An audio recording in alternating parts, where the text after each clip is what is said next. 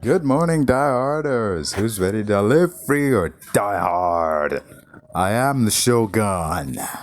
This is the S&W EXPerience Reviews for Spenser Confidential, and here we go.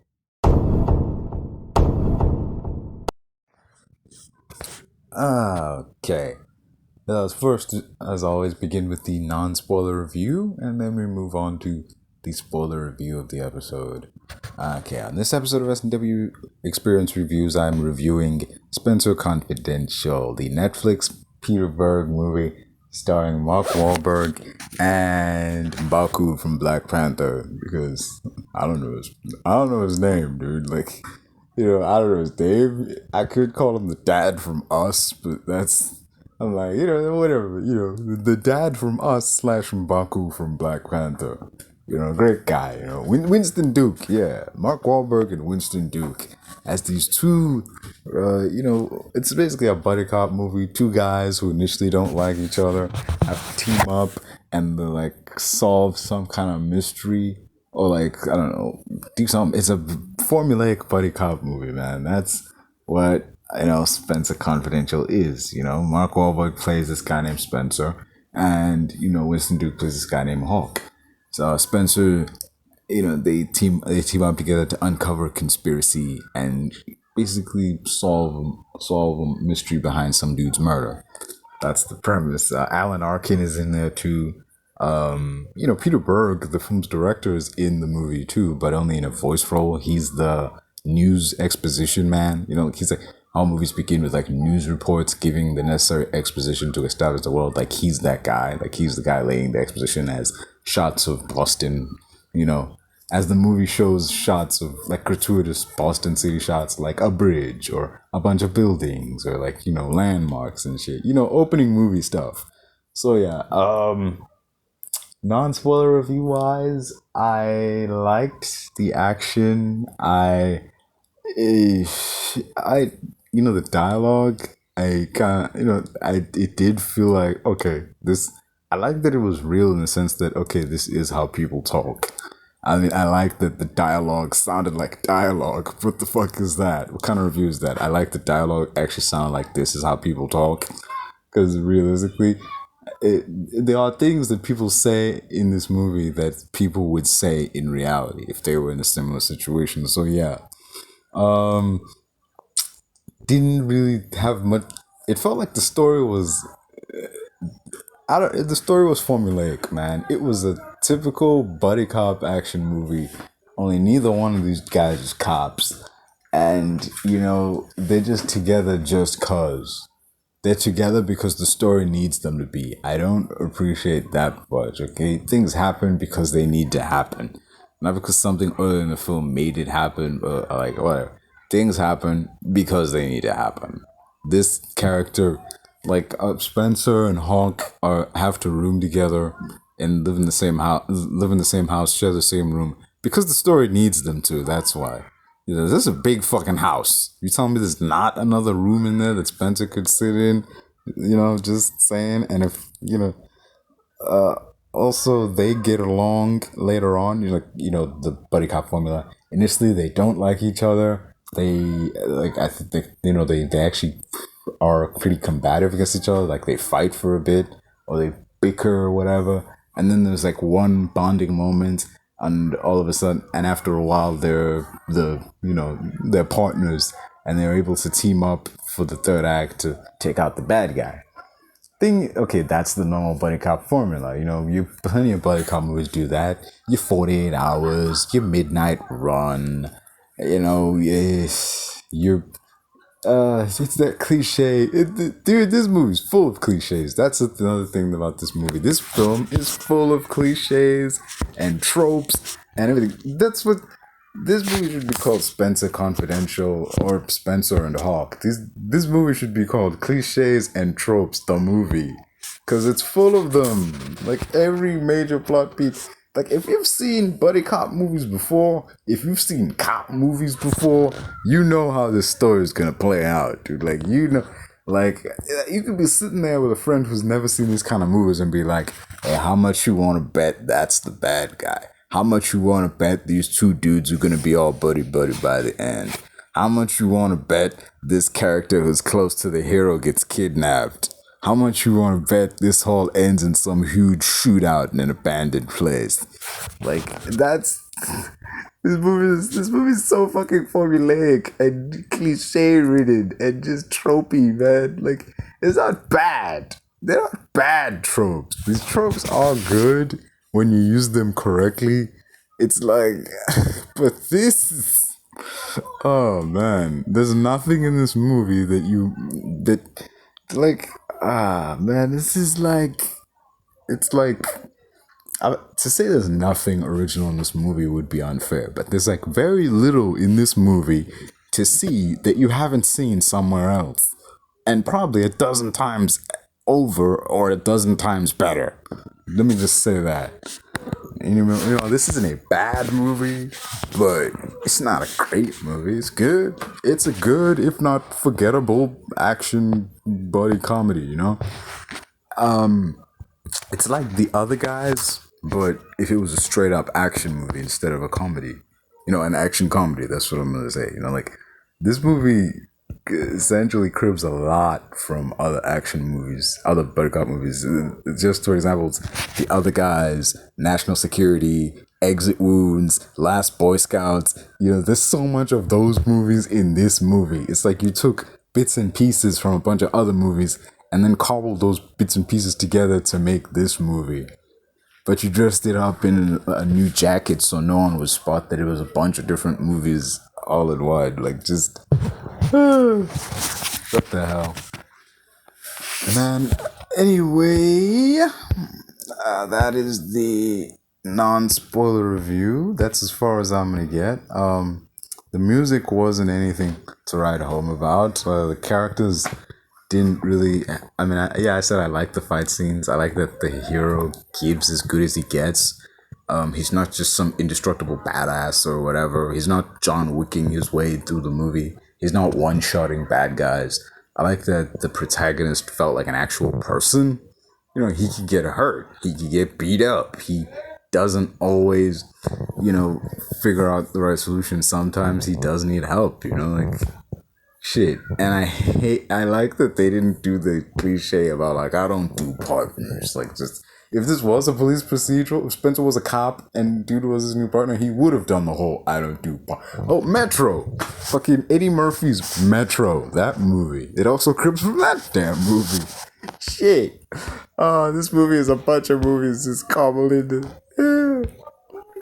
Anyway, you want to hear my non-spoiler review for the movie? I give this movie a solid 6 out of 10. Just, it's a nice, if not forgettable, action movie. I'd give this movie a 6 out of 10.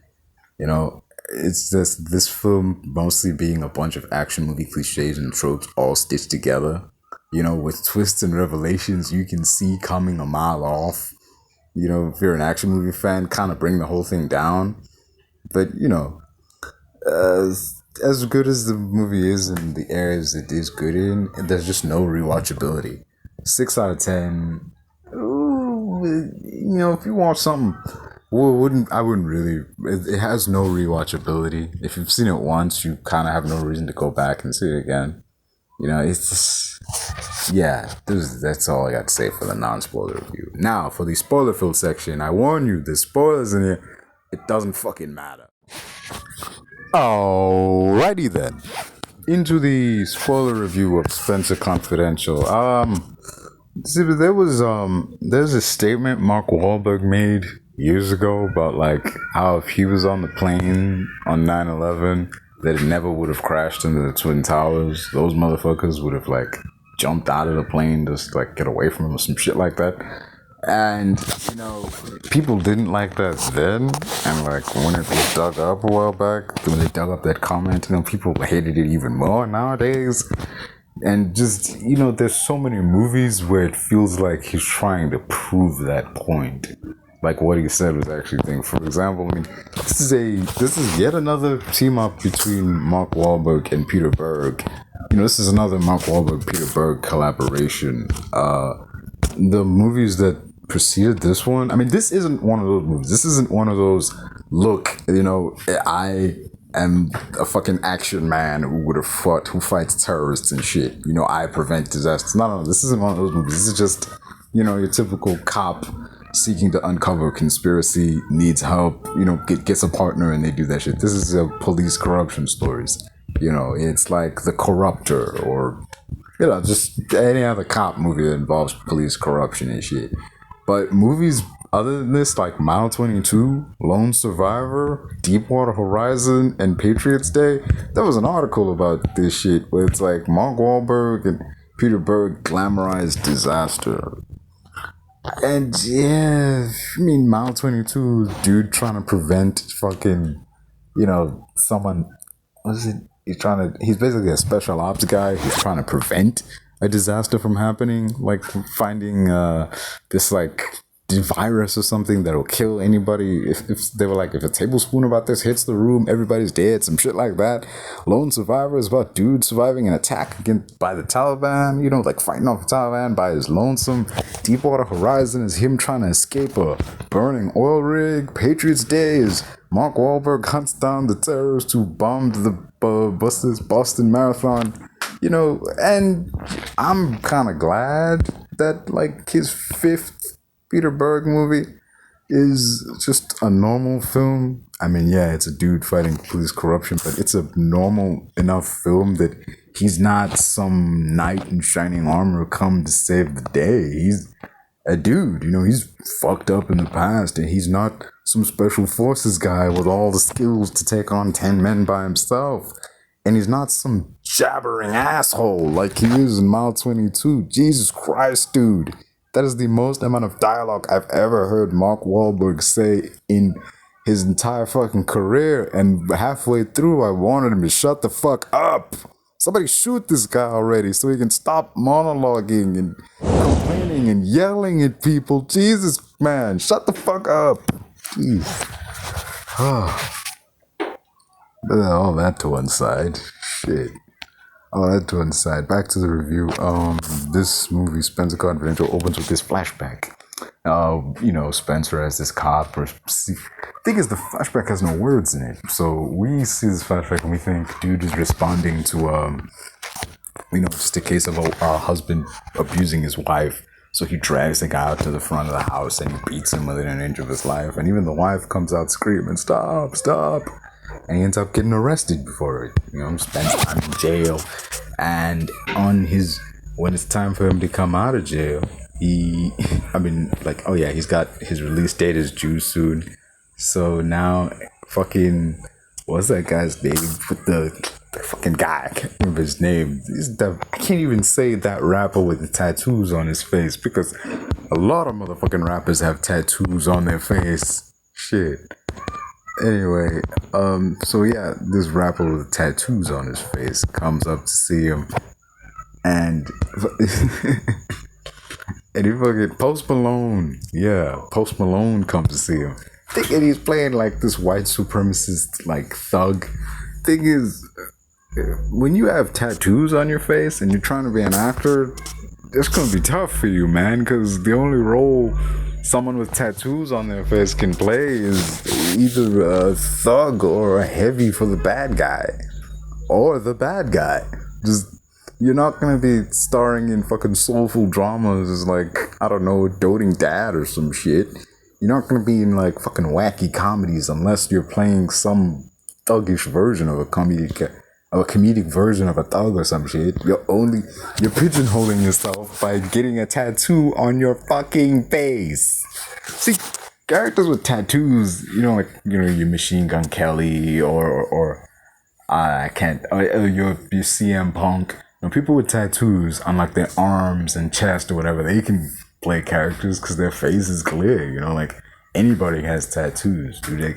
Tattoos are a normal thing when they're on like your arms. You have like a sleeve tattoo or a chest tattoo. That's normal. That's okay. You can just put on a shirt and be a white meat babyface hero. I mean, maybe not MGK. He can be like anti-hero, I guess. I mean, do you look at MGK and say, "Oh yeah, there goes Fucking Michael from down the block, straight A student, dude. Man, I'm not insinuating Machine Gun Kelly is dumb. I'm just painting a picture here. There goes like the straight A student, classic boy all American boy next door. No, dudes. You'd be bullshitting yourself if you looked at him and said, "Oh yeah, that's his deal." You know, he's such a 100% straight-laced, clean-cut guy. He ain't. But like, you could pretend he is if he had like a Mr. Rogers sweater or some shit. If Post Malone rocked up in a fucking Mr. Rogers sweater, I'd be like, what the fuck is this dude doing here, man? Like, what the tattoos on his face give away he's not a good dude. I'm not saying Post Malone's a bad dude. I'm saying he's a bad dude in the context of that hypothesis. He's a bad dude pretending to be a good guy. He has tattoos on his fucking face. Just anyway, in this film. Whew. Yeah, so he comes up, tells him like, hey, we just wanted to wish you farewell, and kill you before you. There's a bounty on your head, and we're gonna kill you. So they attack him, and he fights back. I like that he doesn't fight back in like the typical, like that weird MMA, like special forces shit everyone does in action movies now. Fucking Ludacris did it in like Fate of the Furious. No. It was Furious 7. He did it in Furious 7. I'm like, that weird, like, special forces hand-to-hand shit. I'm glad that he didn't do that. I'm glad that it was more of a brawling style in the sense that, punches were thrown, jabs, people were getting tossed into things. It was more of a street fight thing, because it would be ridiculous if a cop, not even a detective or anything, but like a regular uniform cop was able to pull off them kind of moves. So yeah, and I like that his character wasn't some special forces dude in the shady past or whatever, because that's a cliche in and of itself. He's not Steven Seagal, and he shouldn't be. And that's good, like this role feels like it was. I'm gonna be honest, man. There are roles where you can look at and say anybody could have done that, anybody could have played this character. But this role feels like it was written for Mark Wahlberg. And then again, it's a Peter Berg movie. So, I mean, you can just look at it and be like, yeah, it makes sense that Mark Wahlberg is in this role. Can you see anyone else doing that? I mean, like, it has that vibe. I totally couldn't see anyone else playing this role except Mark Wahlberg. It just feels like it was made for him because it probably was. So yeah, after he dusts the bad guys and in jail and makes it out to the car, he meets his mentor Alan Arkin, and they drive off in this car. This is the car that's in the posters, the Riviera, I think it's called. So they drive off before dude's girlfriend can come get him. And they give him a piece of her mind because she like went all the way to the prison and she wanted to meet him when he got out because she wanted to give him hell and basically tell him like just give him shit for getting locked up in the first place. It shows in like a flashback she was like angry and pissed and throwing shit out the window when she found out he was gonna get locked up. She was like, why can't you just mind your fucking business? He was a cop. It's in his nature to be snoopy about shit, including like get into other people's business, especially if that business involves breaking the law. But and later on, it turns out that she wanted to get to him to tell him she basically told him to go fuck himself, to tell him like she's moved on with his life. She wants nothing to do with him. And that always bugs me with those fucking characters. I hate when characters do that. They track you down just to tell you they want nothing to do with you. And like they've moved on with their life. Bullshit. Alright? All of you motherfuckers. I don't remember if it was Demi Lovato. I think it was Selena Gomez. Yeah, I think it was Selena Gomez, because, I'm not 100% sure, but she was in, this movie where this kid, she dumps this guy, and that guy then later on gets a gun and shoots up a school, and then kills himself, and now everybody's giving her shit about it, so then she goes to the dude's dad, and gives him shit people are harassing me, they're doing all this shit, and it's all because of your son, whatever. And like later in the movie, like the dad is using his son's unpublished songs to, like try and connect with him and somehow connect with his deceased son and, heal and cope and everything's going well until she comes back into the fucking woodwork and she's like, it was called, wait, let me find this shit. Yeah, it's called Ruthless. Yeah, it's this movie starring Billy Crudup, Anton Yelchin, and Selena Gomez. Yeah. She gives him shit. Like, what the hell? Like, he's like filming his songs or whatever. The dad is singing the kid's song. She comes back to like give him shit about it. Like, you think like singing his songs is like make you feel better, but like some shit that she just gives him shit for no reason. And then like leaves. She wants to be distanced from this guy, from like the dude and everything associated with him, but she keeps coming back just to fuck with this guy. Things are going well, and what she said like just makes him feel worse. Like all the progress he made just like tears him down. It's like, what the fuck, lady? I mean, you exist solely to give this dude shit for no reason.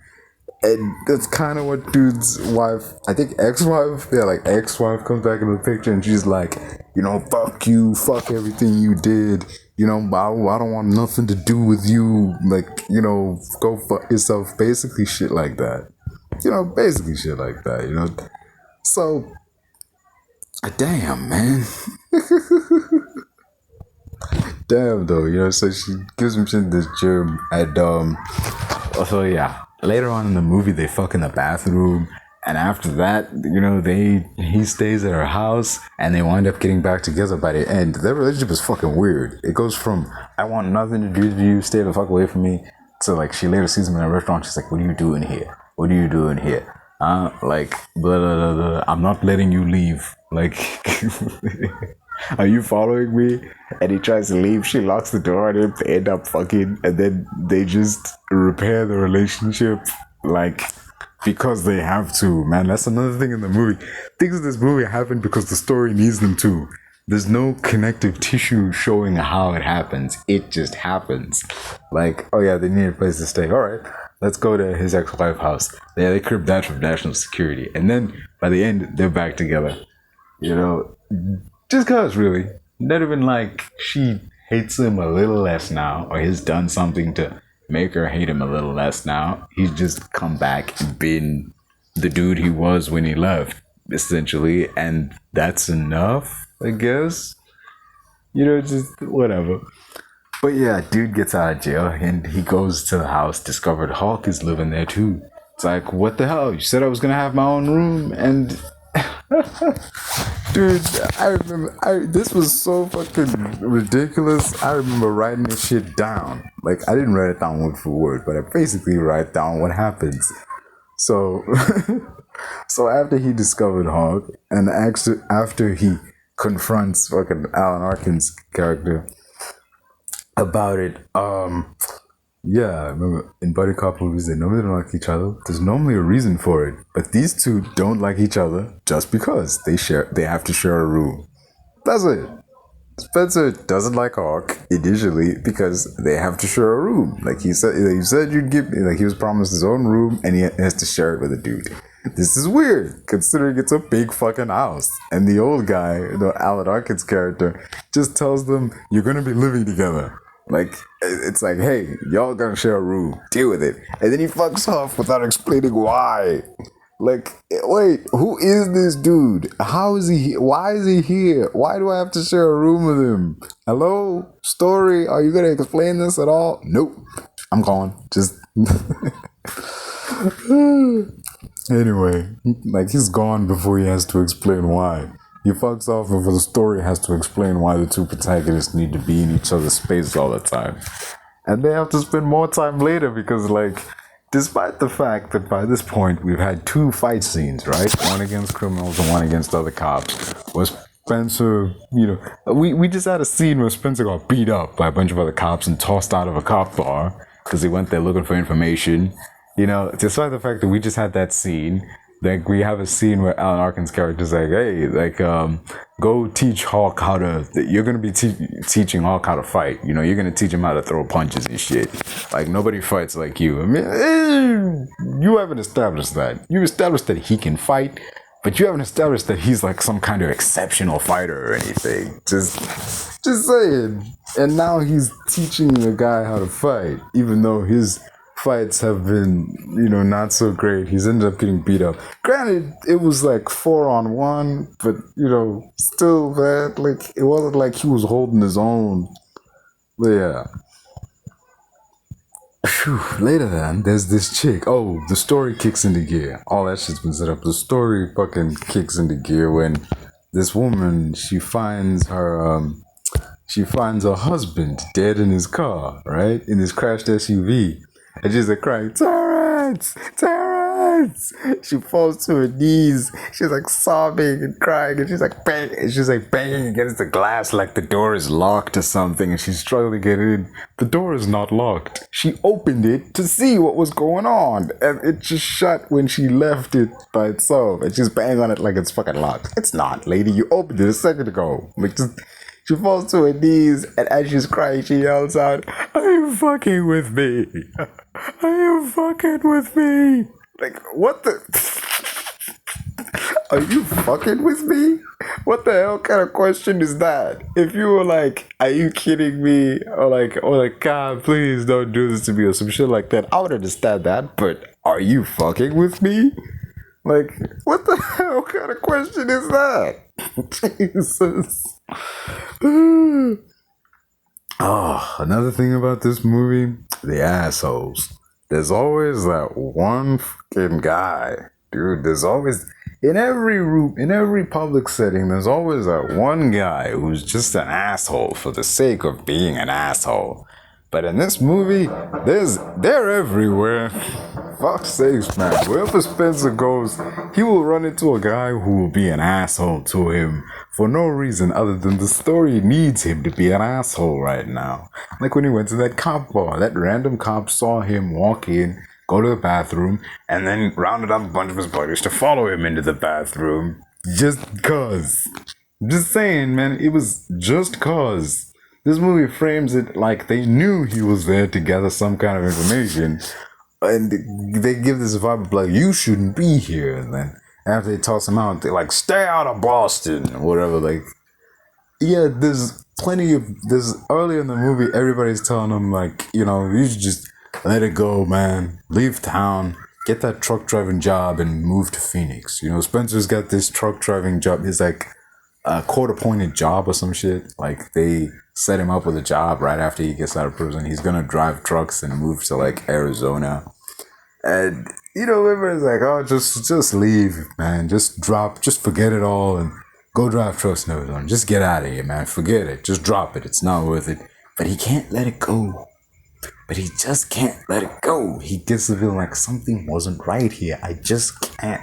It's like I can't just let it go. It's like I guess it's supposed to be his character trait that he can't just let shit go. Yet he seemed content with letting his relationship with his old lady go. You know, he seemed pretty content the moment she was like, I'm done with you. He was just like, okay, sure. Like, he didn't even want to talk to her, man. Like, it wasn't like the first thing he did when he got out of jail was try to get away from her. He seemed way more than content to let that shit go. Yet his character flaw is, I can't let things go. And yet after he got beat up, he was content to let that shit go. Like, oh well, I guess I'm licked. And just roll out of there. Not get revenge of any kind later on. Speaking of that fight scene at the bar with those cops, afterwards he goes across the street to this place that has a camera pointed at the bar. And he like busts in. And he comes in to try and get he goes in trying to get the tape out of the camera. He's like, I just want to get the tape out of the camera. I just want to get the tape. It's like, there is no tape. It's like, okay, I just want the hard drive then. It's like, there is no hard drive. It's on the cloud. He's been in jail for a while. See, before the existence of the cloud was a thing, I'm assuming. So he's like, give me the fucking cloud. Like, give me the fucking cloud, man. I'm not playing around. Like, just give me the fucking cloud. You can't give somebody the cloud. But you can copy what you have on there and download it to a device of some sorts, which I assume is what they did, because later on when he has watching it on a laptop and like Hawk is helping him work the laptop, he's like, okay, you're good, right? You're good now. It's like, no, man, I need you. I need your help. I don't know anything about this computer shit. Like, which is fair. He didn't know what the cloud was. I mean, he was still looking for tape. He thought there was a fucking cassette tape somewhere in there. Like, he's been in jail for a while, man. He's been in jail since the CD was still a new thing. That's how far back he seems to go. So, yeah. And he's like, I don't know how to work this computer shit. So, yeah, it makes sense that he would need help from Hawk in that regard. And that's what gets Hawk involved initially. But he's not all in yet. He's like, okay, I helped you with this one thing, and I'm gonna peace out for now. I'm gonna go back to doing MMA and, being really cool with your dog. Like, for some reason, yeah, that's another thing they didn't like about him. He doesn't like the idea that Hawk, in the time that Spenser was gone, got really friendly with Spenser's dog. Like, he doesn't like that. So, thing is, the dog really seems to like Hawk and is acting weird around Spenser, and he doesn't like that. There's one scene where that happens, and then they never bring it up again. Next time we even see the dog, it's fucking like running up to Spenser like, he's always been there, and that previous conflict is no longer a fucking thing. Because the movie no longer needs it to be a fucking thing. We never see that issue resolved. It's just resolved. Shit happens because the movie needs it to have. Shit has already happened because the movie needs it to have already happened. Anyway. Oh, shit. And I mentioned Spenser being a truck driver. At the place he's known to be a truck driver, there's this big black truck called the Black Betty. You know that song? Like, oh, Black Betty, bam, bam. It's that, as in the song. Yeah, a big black truck called the Black Betty. And you just know that telegraphing that dude is going to drive this truck at some point. At some point in the movie, this truck is going to play a fucking factor. In some way, somehow. And I know he's going to get that truck and he's going to use it to, attack the bad guys in the third act. They keep showing the truck every time he goes there. And he even stops to be like, that's cool. That's a real cool truck. And he cuts back to, and they cut back to it, oh, well. They keep saying, like, go be a truck driver. You're starting to be a truck driver. Go be a truck driver, whatever. And then they show this fucking truck every time they go back here, Oh, they're seriously setting it up. But, yeah. Okay, so, yeah, I mentioned there's always that asshole. Once this character, this chief, one of the people, the guy who ended up dead, with the lady yelling, are you fucking kidding me? He died the same day as this other guy.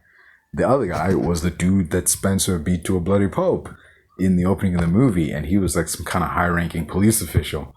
Now that he's turned up dead, the cops showed up at Spenser's door, and they're like, keep in mind, I'm telling this shit out of order. Yeah, I'm telling this way out of it. And now that the cops showed up at Spenser's door, they were like, hey, the dude that you got arrested for beating within an inch of his life turned up dead the other day. Did you do it? And the guy who's asking him these questions is Spenser's old partner and some other guy. This guy is an asshole. There's always that one guy. But in the case of Spenser, every other guy is that guy. And he's the other guy, so he's that guy. But like, Spenser's partner is really cool. He's really chilled. So he asked him, did you do it? Spenser's like, nope. And the guy's like, I was here all day. And, Spenser's partner's like, all right, I guess that's, we gotta go. Like, all right, man, had to ask, proceed. Peace out to you. And the guy's like, wait, that's it? Like, I know who the fuck you are, man. It's like I was in the academy, like, sometime after you were, whatever. And now I'm a detective. Yeah, motherfucker, I'm living your life. I'm living your life, bitch. Like, I'm something you can never be. I'm a detective. Suck it. Like, he doesn't say suck it, but he's basically saying that. He's just being a dick for the sake of being a dick, because the story needs him to be an asshole right now. Scratch that. He's being an asshole for the sake of being an asshole, because the story needs him to be an asshole right now. There, corrected myself. No asshole would do that. They just stuck with that fucking initial statement. But yeah.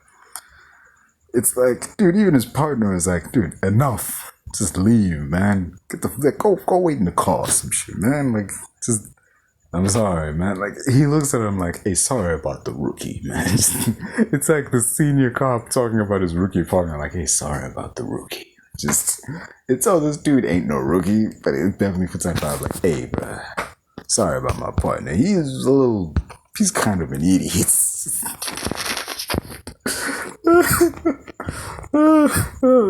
Yeah, Bokeem Woodbine is the partner. He's Driscoll. Thing is, Bokeem Woodbine is great at playing morally ambiguous characters. You know, you don't know whether they're the good guy or the bad guy. But this movie, if you've seen cop movies, you know he's the bad guy because he's a really good guy. He's like the only guy who's seemingly, the only guy on the force who's nice to the hero. It's one of the tropes that I hate. It's one of those cliches that I hate more than anything. I hate those lame action movies with the good guy has one guy who can trust, and that one guy turns out to be the one guy he shouldn't trust because he's in on it. It's fucking bullshit, man. Like, and you just know Bokeem Woodbine is in on it because, like, later on, Spenser goes to question him about one of the deaths, and he was like, hey, man, I wasn't even there. I don't know nothing about it. I wasn't there. But Spenser found, like, a toothpick at the scene, and he remembers that his best friend likes to chew on toothpicks, so he's like, that's evidence. But thing is, that ain't evidence. That could just be a toothpick, dude. That doesn't mean he specifically was there. He can't be the only cop in town that chews toothpicks. But the way he reacts when he's being asked, he's like, I don't know nothing about it, man. Like, what'd you ask me this for?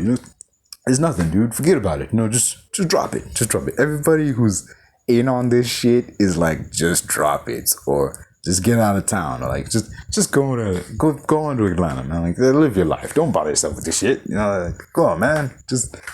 He's being way too.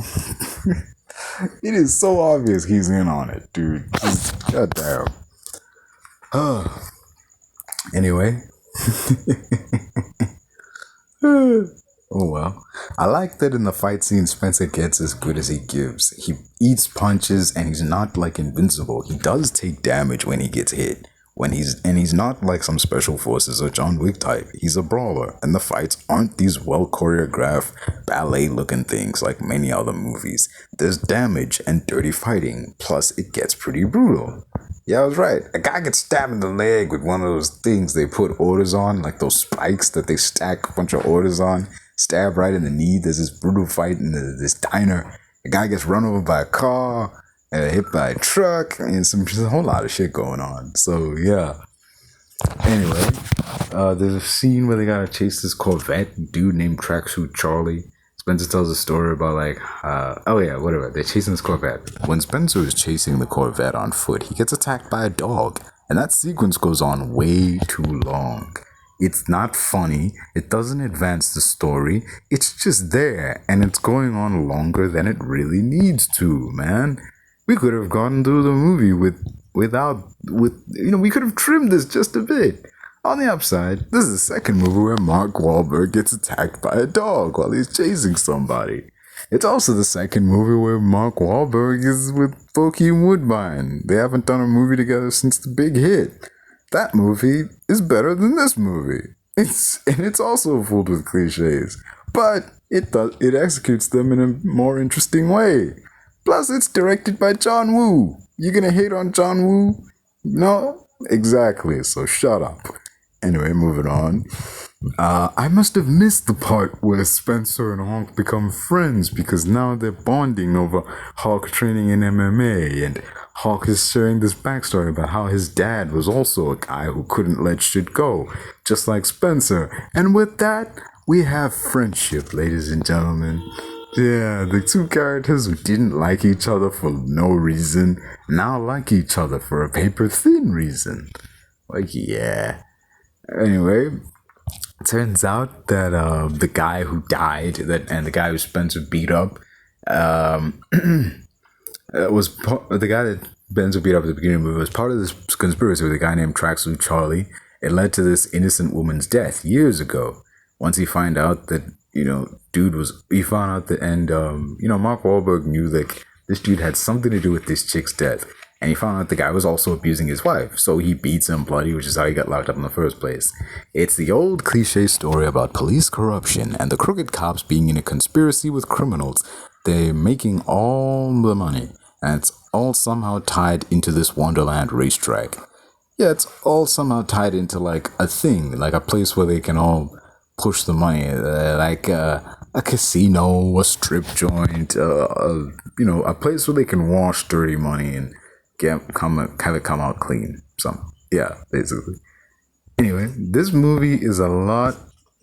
This movie is a lot more The Last Boy Scout and Exit Wounds with a dash of national security than I think it was trying to be.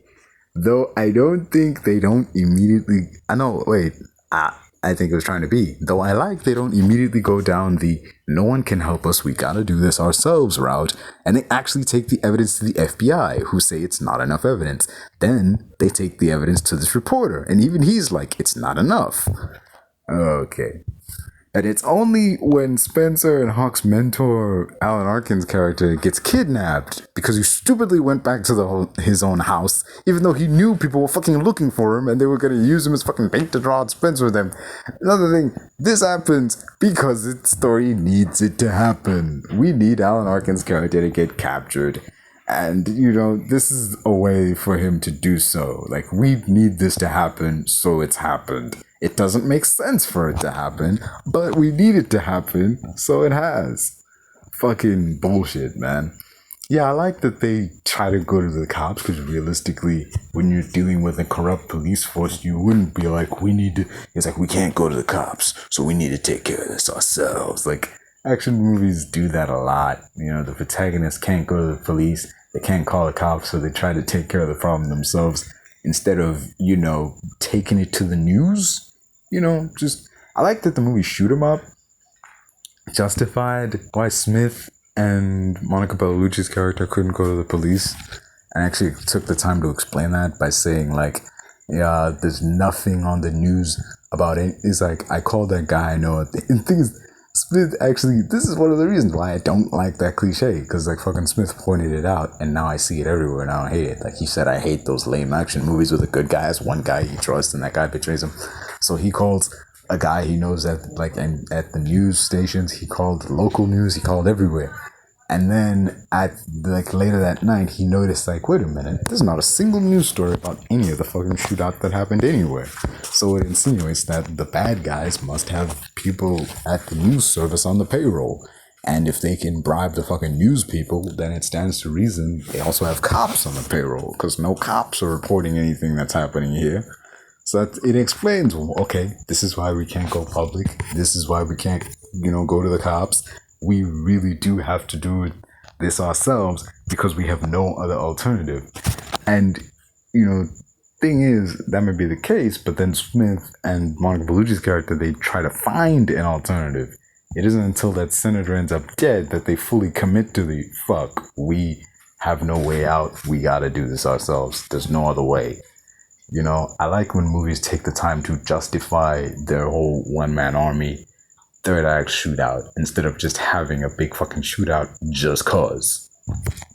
That's something I'll praise this movie for. It does that well.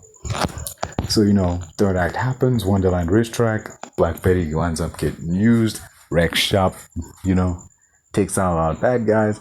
But a missed opportunity, they didn't have the song Black Betty playing and while else was happening.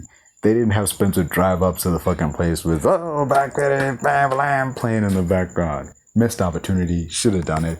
Yeah, on the nose, but come the fuck on. You know why you named the truck that name. At least play the fucking song, man. Come on. Anyway, moving on. So yeah, the big shootout happens at the Wonderland racetrack. The two-man power trip take on everybody. Winston Duke's character shows off his skills as an MMA fighter and wrecks fucking everybody. But is nowhere to be found in the climactic battle between Mark Wahlberg and the hit co-star Bokeem Woodbine. Also, I gotta give props to Bokeem Woodbine. He's a phenomenal actor, man. He's seriously underrated. Props to Bokeem Woodbine.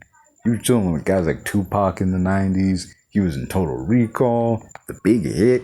let's just take a moment to give props to Bokeem Woodbine. Bokeem Woodbine. Yeah. Anyway, moving the fuck on from that. Yeah, so there's a moment where he's like got the bad guy dead to rights. He's got a gun on him. The bad guy's got no gun. And he decides to do the stupidest fucking cliche, action movie cliche ever. He puts his gun down and he goes one-on-one with the fucking bad guy. Jesus, I hate when characters do this. It's dumb. You have the bad guy dead to rights. Just don't throw your gun away so you can go one-on-one. It's fucking dumb, dude. Adventures of Ford and Fairlane proved this was dumb way back when. He actually goaded the bad guy into throwing his fucking gun down and then insulted him about how fucking stupid it was that he just did that. Like, what did you do? Why did you do that? Like, I mean, what does mano to mano even mean? Use your head, and then you fucking shot him. Because as much as that movie gets flack for its like transphobic and very dated comments, like homophobic shit, the shit like that, the one thing it gets right is that ending. The idea of the good guy and the bad guy having a fist-to-fist showdown instead of just the good guy shooting him when he's got him dead to rights, that's stupid. Yeah. And, the good guys get praised as heroes, the cop who got killed gets redeemed, and the movie should end here, but sequel bait's got a sequel bait, so they cut to a shot of the Spenser, Hawk, Alan Arkin, and Spencer's girl, just sitting here at a diner, a fucking lobster joint, and,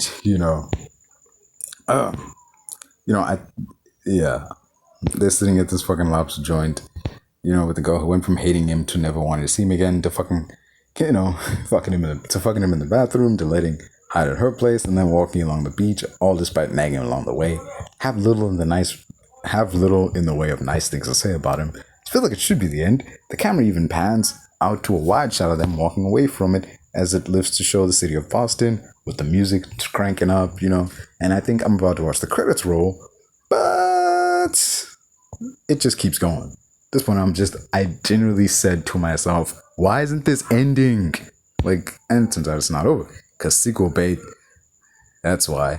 The film, rather than ending on a happy note, decides it should set up a sequel. I mean, it's a Netflix movie. It doesn't have to worry about shit like box office, but, I mean, goddamn, dude. There's no guarantee this will get a sequel. This ending just looks kind of ridiculous if it doesn't get a sequel. But anyway, sequel bait's got a sequel bait, pal. Shit. Oh well, moving on. Yeah. And they kind of got that from the other guys when that dude walked up and he basically handed them their fucking next case involving Goldman Sachs and all that. So yeah, they put that secret right at the fucking end, and I appreciate that part at least, that they waited till the end to fucking sequel bait. But goddamn. Oh. Yeah, bottom line, I give Spenser Confidential a 6 out of 10. It's a decent, if not forgettable, action movie filled with action movie tropes, cliches, and very little in the way of originality. But yeah, that's it. Alrighty then.